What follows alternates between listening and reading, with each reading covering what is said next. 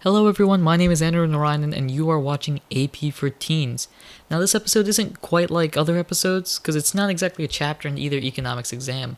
Today we're going to be talking about universal income, a topic that correlates well with economics, especially macroeconomics. We're going to talk about whether or not it's a poverty eliminator or a productivity destroyer. Now as always, we have to ask ourselves the question, what is a universal income? Well, it's also called a national income, a basic income, social security for all, etc. It's a periodic stipend where the government gives individuals money. There are no strings attached, no need to pay the money back. It's effectively free money. Proponents believe that it will reduce, if not eliminate, poverty in a society. Opponents, on the other hand, believe that it will de-incentivize workers, among other things. Now, who could be the creator of this fascinating idea? Well, there's been a number of people in the past that have supported this idea, such as Thomas More, author of Utopia, Johann Vives, who developed an actual plan to conduct this idea, Thomas Paine, an English-American philosopher. But more recent supporters in the US include Nobel laureate Milton Friedman, who wanted to simplify the welfare state, former President Richard Nixon, and former Governor Jay Hammond of Alaska, who we'll get back to. Now, the next question you want to ask is who supports this idea? Is it a liberal idea or a conservative idea? Well, it turns out that both sides actually support this issue. Those on the political left, your liberals and your Democrats, believe that it has the potential to reduce inequality and end poverty for all people. Those on the political right, your conservatives and Republicans, believe that it can shrink the size of the government and get rid of the minimum wage that they believe is damaging businesses. Now, some people, when they think of this, they like to think of communism, so let's compare the two. Communism is when the government controls what is produced and ignores market factors such as supply and demand, focusing on political want instead. If the government wants to produce bread, they're going to produce bread and you're going to take it, whether you like it or not. Universal income, on the other hand, is literally giving money to the people, allowing them to decide what to do with the money. If you want to buy bread, you can buy bread. If you want to buy corn, you can buy corn. It's your choice. One prominent example that's still occurring today is the Alaska Permanent Fund. This was established by the previous mentioned Governor Jay Hammond in 1976. Now, this took from the Trans-Alaska Pipeline System about 11% of the revenues gained from that and placed it into a fund for future generations.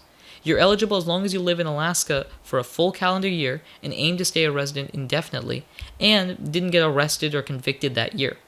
Now, the amount of money varies on a 5-year average. It depends on how much money is in the fund and the population of Alaska and everything like that.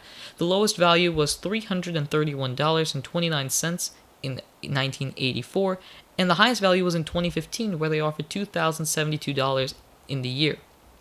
Now, public opinion in Alaska is strongly in support of this, as around 84% of the population voted against a bill that would have allowed the government to take some of the money out of this fund to pay for certain things. Another example would be the Bolsa Familia in Brazil.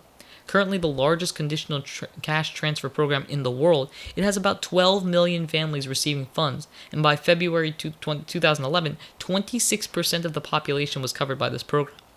This is one of the many factors that the Lula administration became so popular for and helped apparently cut Brazil's poverty by 27.7%. Now, unlike the Alaska policy, this policy isn't as popular. A lot of people in Brazil believe that they've become somewhat lazy due to these handouts, although the World Bank, when they researched it, doesn't find that to be the case. Now, there are economic advantages and disadvantages with this in countries around the world that are operating with it, including Finland, India, and even Namibia. Some advantages include the ability to replace the welfare programs that are either too expensive or too chaotic.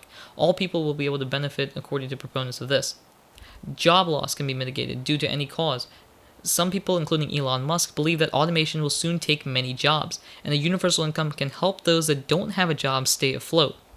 More money will lead to people being able to pay for things such as food, healthcare, and other necessities in life. Businesses that have these new consumers will also be able to profit, looking to be a win-win situation. Opponents have their concerns, however. Some believe that it's going to be too expensive. In the US, to fund the program at the level that's being proposed, which would be a poverty line being $1,000 a month, they'd offer $1,000 a month to every single person in America, children, adults, grandparents, whatever. It would cost about $320 billion, or about $3.84 trillion a year, which many people believe is money the US simply doesn't have. Some people believe that they could possibly reduce the incentive to work, as people will have money and therefore not want to work. Many proponents, however, say that studies show that people would be more motivated to work with this money, and those who were poor prior to this money will be frugal with their money, as they would not know where they could run into trouble and need to get back into those funds. The biggest disadvantage that people talk about is if too many people stop working and take advantage of the program, it could be disastrous for the economy of the said country, and if the country is a big influencer in the world's economy will fall as well. Now, what do you think? Do you think that the universal income will be in our future, or do you think that there won't be a need for this in our future?